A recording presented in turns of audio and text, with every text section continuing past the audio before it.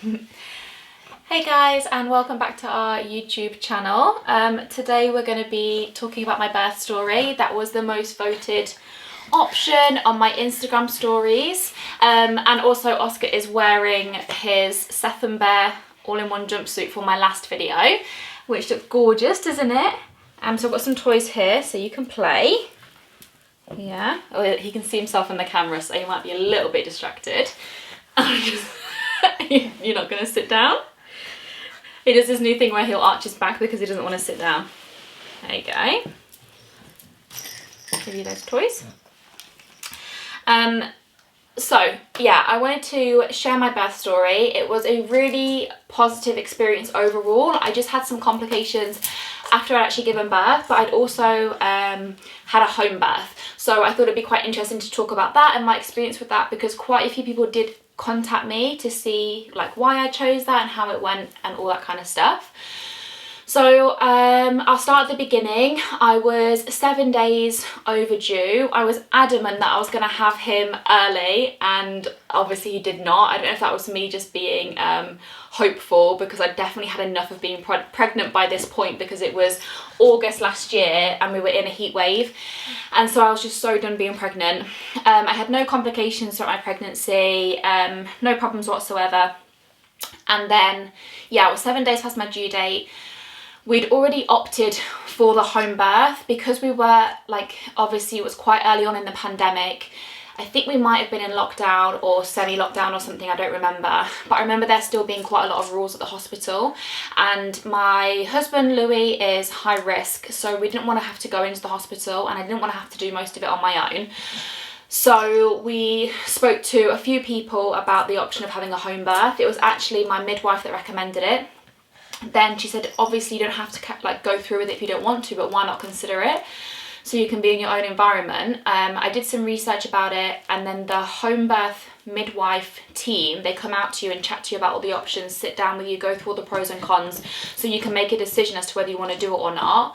After speaking to her, I decided that I felt really confident and really comfortable having a home birth, and so that was our top choice. So that was the plan. And then you have to, so they normally come with the pool, and then you just have to buy a few bits ready. So you have to buy like tons of towels, loads of like waterproof stuff to put over like any soft furnishings. There might have been some other technical bits that we had to buy it, but they tell you, and I think overall, I think to rent the pool as well cost about 50 quid. So not too bad really. And then you obviously have the choice, if you change your mind, you don't have to go through with it. So it was 7 days late, and I thought that my mucus plug had come away, but I wasn't 100% sure. And then I went to the toilet and I came back in, and it was about, I think, midnight or 1 o'clock, and it's so typical, right, that we go to bed so late on the night that I go into labour.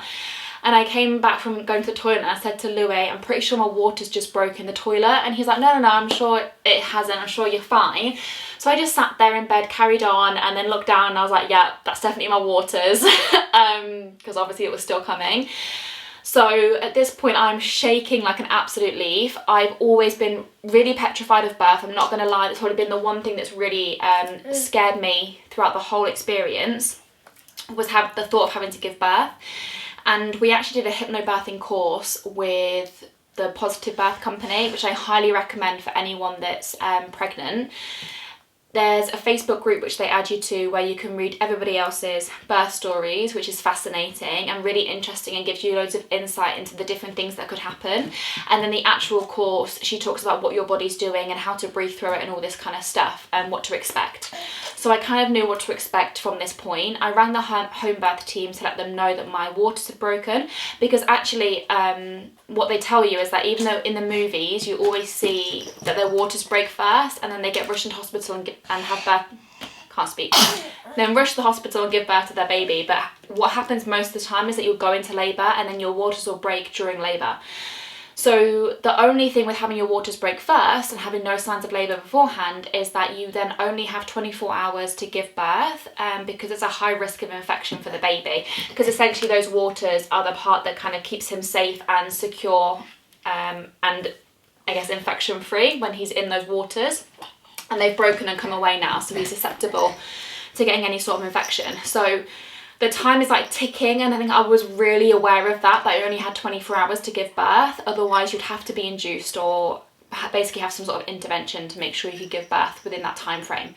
So I called the home birth team. They actually weren't available. So really funny because it was like a full moon as well that evening, and they said that they were literally have never had so many home births happen in one evening. So they were already like backed up with people. So nobody was available to come and see me. So we had to drive to, I think it was Leicester Royal, and have they have to just basically check you over, make sure that there's no infection, no meconium in the, I think I said that right, meconium in the waters, which is basically when the baby poos inside of you, and that can cause an infection. So they have to check all that out and just make sure you're okay. So we got to the hospital, and in the car ride there, my contractions started to ramp up a little bit, and I was timing them on the app. And it told me that on the app basically that I was in established labour. And obviously with it being my first baby, I didn't know what that felt like. They say it can take hours, you can be in labour for 2 days. I didn't know how intense they were going to get. I didn't know how painful it was going to get. So obviously it said established labour, but now when I look back on it, it definitely wasn't, because they weren't as painful as they're going to get. So it was like really strong period pain. So we're driving in the car on the way there. Then we got to the hospital. I had to wait quite a while to be seen. They check you over, and then whilst I was in there, they started to ramp up again. The midwife gave me some paracetamol, and this is where I didn't know what to do, right? Because I think it was by this point like 3 or 4 in the morning, and the home birth team still weren't available. And so my only options were to go home and wait, and hopefully they become available, or go home and wait for them to ramp up and then drive back to the hospital. But the Leicester Royal isn't massively close to us. Or yeah, they were my 2 options. So we were really unsure what to do. Louis wasn't allowed to come with me at this point, so he was having to wait in the car, which is really difficult because I'm trying to make these conversations over the phone with him, and it was I think a little bit extra stress not having him next to me, which sucked. So I was calling him from the car being like, I don't know what to do, and I was panicking, and there's no one to really talk to, and I was saying all these things to the midwife that was stood in front of me. And I completely understand where she was coming from. She's like, I can't tell you what to do. All I can do is tell you your options, and then you can decide. So my contractions felt really intense, and I said, okay, well, can I just have the baby here, but can I stay here now that my waters are broken? They said yes, but Louis couldn't come with me until basically I was like really in labour. So they were like, either he has to go home or he waits in the car park in the car while you basically lie in this bed. So they took me down to this bed, and I think it's because it was my first baby. I was so nervous, so scared. I was like, yeah, just keep me in hospital because I don't know what's going on, don't know what to expect. They took me down into this room. I lied down on this bed, and it is quite cold and very clinical, and the room is a little bit sad. And so I just kind of sat there, tried to get some sleep, tried to get some rest, and then the home birth team called me back to see how I was doing, and I explained to her the situation. I was getting a little bit upset and a little bit wound up, and she basically said to me like, look, it's your first baby, I don't think you're going to be going into labour anytime soon. Why don't you go home, see what progresses, see what happens, and then either the home birth team might be available or you can just come back. So then I had to go back and find somebody and say, actually, I want to go home. So after messing them all around, we decided to go home. And then when we got home, they basically just completely stopped. I napped quite a bit, I ate quite a bit, because we'd barely slept the night before, and we were already well into the next day, and they'd really started to like slow down. Then I called the home birth team, and it must have been like 7 o'clock in the evening, and I was like, look, I don't know what to do because obviously my waters broke this morning. The contractions really hadn't intensified that much at this point. So she gave us some tips on how to calm down, how to relax, because often it's the stress hormone and the cortisol that causes your body to stop contracting. So we relaxed, calmed down. My friends bought me some McDonald's. I bounced on my birthing ball, watched some funny films, and then I think it must have been about 9 p.m. that night they started to really ramp up. I called the home birth team, and they were like, if you can talk to me and you can breathe, then they're not that bad and we're not going to come out yet. And it takes them about 40 minutes to get from where they are to our house. So I think it must have been about 10 minutes later I called her back and I was like, okay, I know what you mean, I can't cope anymore, I can't bear with them, you need to come. So at this point I've only had that 1 paracetamol like at 1 a.m. that morning. So they come out, it takes them about 40 minutes. By the time they get to us, I've got the TENS machine on my back, which is like these electronic probe things, and you can press the button every time you need it during a contraction. And I was like bent over the stairs, like absolutely screaming, honestly, like the contractions felt so bad. And then they got the pool up, got it ready. They didn't fill it for ages, so I must have been having contractions for a really long time. You get 2 midwives when you have a home birth. We had all the lights off, candles lit, music on, and it was so nice to be in my own space because I actually didn't want to be touched or spoken to. Because you just don't know how you're going to react, right? So it was so nice being able to go for a wee in my own bathroom, go and just stand on the stairs and then shout when I needed things, and they were getting me water and giving me snacks, talking to me, telling me to breathe through it. And then I was on the stairs and they just filled the pool, like literally just filled it, and I screamed from the stairs like I need to push. So this must have been early into the next morning by this point. I still haven't had any pain reliefs, and I get onto the pool and it does relieve the pressure a lot. And then I just started pushing when we were in the pool, and I must have been pushing for about 2 hours, and it got to the point where the midwife was like, you're gonna have to push more, and I was like, I can't do this. Definitely had that breaking point that everybody speaks about. I've got some photos that Louis had taken and the midwives had taken that I'm gonna share, and I was crying and I was like, I can't do this, it's too hard. And then finally obviously gave birth to him. So I was pushing for 2 hours. He came out perfect. They just quickly unlooped the cord from around his neck, placed him on my chest, and it was 7 a.m. in the morning when he was born. So it was actually so nice being at home in that pool, in that environment. We had loads of photos. He was trying to feed straight away, and I obviously wanted to breastfeed, so I tried to, but the cord was too short. So they just wait for the cord to stop pulsating. It's like a new thing that they do, I'm not sure, like to get all the nutrients from it. Then Louis cut the cord, and it was at that point when they said, do you want to get out to have the placenta, like to push out the placenta, or do you want to wait in the pool? And I said, no, just wait and see what happens. And the contractions started again, and you basically have to like push out the placenta again, and something basically went wrong, and it was just blood clots, and so the pool turned red. I got really faint. They took Oscar off me and they said, are you okay? And I said, no, I'm not okay, I'm really dizzy. And then I passed out in the pool. And so the whole birth experience up until that point, although it was really difficult, unbelievably painful, and throughout the whole thing I'd forgotten about any sort of pain relief, so I'd gone through that whole process without any pain relief. All of that bit was absolutely fine, like no complications, no problems. His heartbeat stayed amazing the whole way through. Everything was really like absolutely fine and very much like a textbook kind of birth situation. But then obviously when I passed out in the pool, they realised that my placenta was stuck. So Louis had to help pull me out of the pool, and then I kept passing out on the floor. And then they tried to remove the placenta manually. They weren't able to do that. It was stuck to the lining of my, I don't know, stomach or something.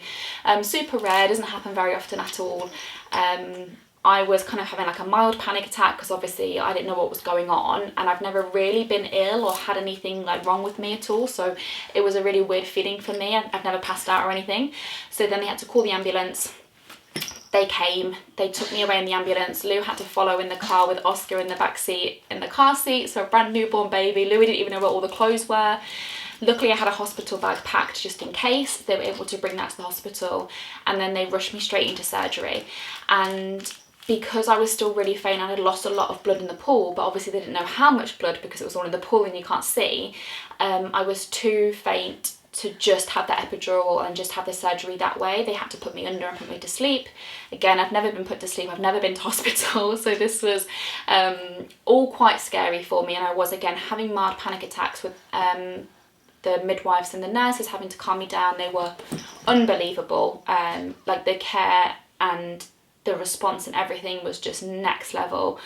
I cannot explain how incredible everybody was, and this was at Kettering Hospital because that ended up being closer.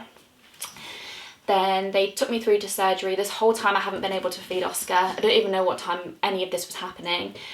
Then I came out of surgery. I'll see if I can find a photo that isn't too indecent of me, where basically I've been wheeled out of surgery, got a lot of morphine in me, and they just grab Oscar and they just put him on me so I can feed him. And it was honestly just the best feeling in the world, because having been taken away from him immediately and then only just seeing him now after everything, it was just the best feeling. And they let Louis stay with me for ages, and then they wheeled me into like a high dependency unit. So I had Oscar next to me in the little like plastic crib thing, but I was really struggling to like lift myself up and get him because obviously my stomach was still really sore. So the midwives were incredible. I just rang the bell every time I needed them, and then they told Louis to go home at 6 p.m, which was really devastating because visiting times were over, and so we had to go home, and then I was left alone overnight with this brand newborn baby just coming out of surgery. Didn't know what I was doing. And he just would not sleep. Really difficult for the first few days. Even the midwives had to try and help me and take him away for a bit, just to calm him down. In the end, turns out he had reflux and colic, so it all makes sense now. And then after 2 days, quite a few blood transfusions, I was able to go home and recover, and I've been absolutely fine ever since. Recovered really well. We're doing really well, and all in all, I would say it was a really positive birth experience. I would definitely opt for a home birth again, and for anyone that's considering it, I highly recommend it. They do normally offer you gas and air, or you can ask for gas and air as an extra option for pain relief, but obviously you can't have an epidural and you can't have pethidine, but you could, if things got too difficult and you were in too much pain, or if something was going wrong, or his heart rate was dropping or anything like that, they just call an ambulance and they just take you straight to hospital. So you do have that option in case you're panicking thinking what happens if something goes wrong, because that definitely was what I was worried about, and then that did happen, and everything was absolutely fine, and they got me there so quickly. So I would definitely recommend it, and I think the only reason the birth experience went as well as it did is that I did the Positive Birth Company course, and I felt really in control at that point of the birth, not the bit afterwards, but during the birth bit, I think it really helped with that. So yeah, hopefully that's given you a bit more insight into our birth story and helped anybody that is pregnant and worried about it like you don't need to be. I know it's scary and I was absolutely petrified, but no matter what happens, it's always the most amazing experience when you get to have this at the end, hey? So thank you so much for watching, and we'll see you soon. Say bye.